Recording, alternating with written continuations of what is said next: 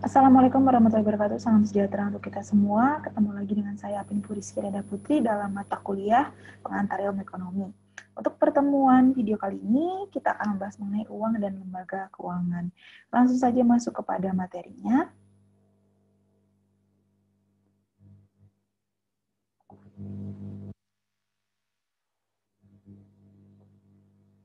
Ya.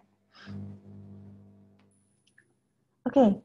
Uang, ya, uang itu adalah sesuatu yang diterima atau dipercaya masyarakat sebagai alat pembayaran atau transaksi. Berarti sesuatu yang bernilai yang menjadi sebuah alat transaksi.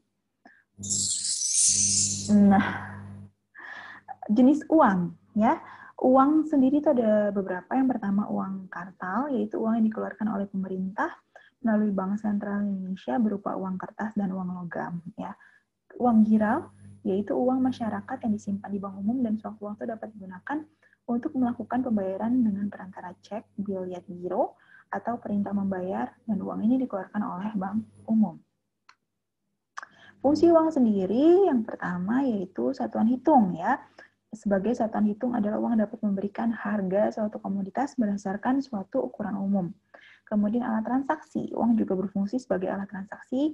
Telah dikatakan untuk dapat berfungsi sebagai alat tukar, uang harus diterima mendapat kepercayaan dalam perekonomian modern berdasarkan undang-undang. Kemudian penyimpan nilai. Sebagai penyimpan nilai dikaitkan dengan kemampuan uang dalam menyimpan hasil transaksi atau pembelian.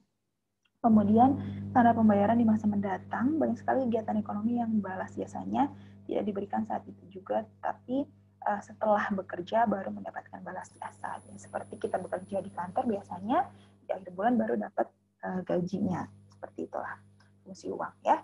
Kriteria uang yang pertama acceptability, ya, persyaratan utama uang adalah diterima secara umum sebagai alat penukar, penimbun kekayaan, kemudian stability of value, biasanya stabil, ya, tetap dijaga dari waktu ke waktu.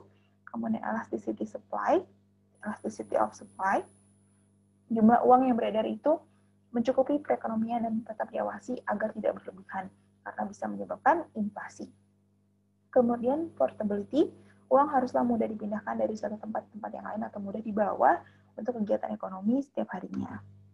Ya, permintaan uang, teori yang menjelaskan mengenai permintaan uang dapat dibedakan menjadi teori klasik dan Keynesian. Permintaan uang klasik, menurut pandangan ekonomi klasik, fungsi uang hanya sebagai alat tukar karena jumlah uang yang diminta berbanding proporsional dengan tingkat output atau pendapatan. Ya, bila tingkat output meningkat, maka permintaan uang meningkat. Begitu sebaliknya. Tapi kalau teori permintaan uang Keynesian, menurut teori ini ada 3 motivasi orang untuk memegang uang. Yang pertama, transaksi. Yang kedua, berjaga-jaga. Yang ketiga, untuk mendapatkan keuntungan. Nah, jumlah uang yang beredar. Yang dimaksud dengan jumlah uang yang beredar adalah nilai keseluruhan uang yang berada di tangan masyarakat. Ya. Sedangkan arti sempitnya adalah jumlah uang yang beredar atas uang kartal dan uang giral. Ini rumusnya M1 sama dengan C plus D. M1 adalah jumlah uang beredar dalam arti sempit. C adalah uang kartal, uang kertas plus logam. Kemudian D, uang giral atau cek. Ya. Uang beredar dalam arti luas M2 adalah M1 ditambah deposito berjangka atau time deposit. M2 sama dengan M1 plus TD, ya, time deposit. Gitu. Kemudian secara teknis uang beredar dihitung adalah uang yang benar-benar beredar dalam masyarakat, uang yang ada di bank dan uang milik pemerintah tidak dihitung sebagai uang yang beredar. Jadi hanya yang beredar benar-benar dalam masyarakat. Ya. Nah, mekanisme penciptaan uang terdiri dari 3 pelaku. Yang pertama bank sentral, kedua bank umum, ketiga sektor swasta domestik.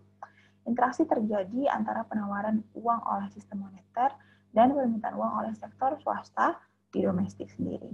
Penciptaan uang oleh bank umum, ya, biasanya melalui beberapa cara seperti substitusi, ya, transformasi, dan pemberian kredit. Nah, kemudian nilai mata uang sendiri ada nilai nominal, ada nilai intrinsik. Nilai yang tertera pada masing-masing uang itu disebut sebagai nilai nominal, sedangkan nilai intrinsik adalah nilai dari komoditas yang dijadikan uang, ya, nilai suatu barangnya sendiri, ya. Oke, pengertian lembaga keuangan, ya. Kalau tadi kita sudah membahas mengenai uang, sekarang kita bahas mengenai lembaga keuangan. Adalah lembaga yang mempunyai kegiatan utama menghimpun dan menyalurkan dana dengan motif untuk mendapatkan keuntungan. Biasanya terdiri dari dua macam, lembaga keuangan bank dan non-bank. Ya. Kalau lembaga keuangan bank itu berdasarkan Undang-Undang Nomor 10 Tahun 98, bank adalah badan usaha yang menghimpun dana dari masyarakat dalam bentuk simpanan dan menyalurkan dalam bentuk kredit dan bentuk-bentuk lainnya. Tugas pokok dari perbankan menghimpun dana dari masyarakat dalam bentuk simpanan, menyalurkan dana ke masyarakat dalam bentuk kredit, memberikan jasa lainnya seperti transfer uang, menerima pembayaran listrik, telepon, pajak, dan lain sebagainya. Sedangkan jenis-jenis bank ada bank umum, bank perkreditan rakyat, dan bank sentral. Bedanya, bank umum itu bank dalam kegiatan utamanya memberikan jasa dalam lalu lintas pembayaran. Kalau BPR atau perkreditan rakyat, kegiatannya memberikan jasa dalam lalu lintas pembayaran untuk khususnya kredit ya. Kemudian bank sentral, bank yang bertugas mengatur peredaran uang ya. Biasanya bank sentral ini adalah Bank Indonesia. Nah, kemudian lembaga keuangan bukan bank, berbeda dengan bank, lembaga ini tidak diizinkan menghimpun dana dalam bentuk tabungan. Kegiatan utamanya adalah menghimpun dana dalam bentuk kertas berharga dan kemudian disalurkan untuk membiayai kegiatan investasi perusahaan atau konsumsi individu. Jenis-jenis LKBB atau yang bukan bank, ada perusahaan asuransi, dana pensiun lembaga keuangan, DPLK, pegadaian, koperasi, simpan pinjam, dan lain sebagainya. Baik, itu materi mengenai uang dan lembaga keuangan. Ini ada tugas untuk teman-teman mengenai proses penciptaan uang. Ya, coba jelaskan, pilih salah satu dari lembaga keuangan berikut ini dan jelaskan proses penciptaan uang yang mereka lakukan. Ya, nanti bisa dicek di UBL Apps, tugasnya dikerjakan di sana. Kalau ada pertanyaan, silahkan bisa melalui komen atau di grup WhatsApp. Demikian dari saya, mohon maaf kalau salah-salah kata. Saya akhiri, wabillahi taufiq walhidayah. Wassalamualaikum warahmatullahi wabarakatuh.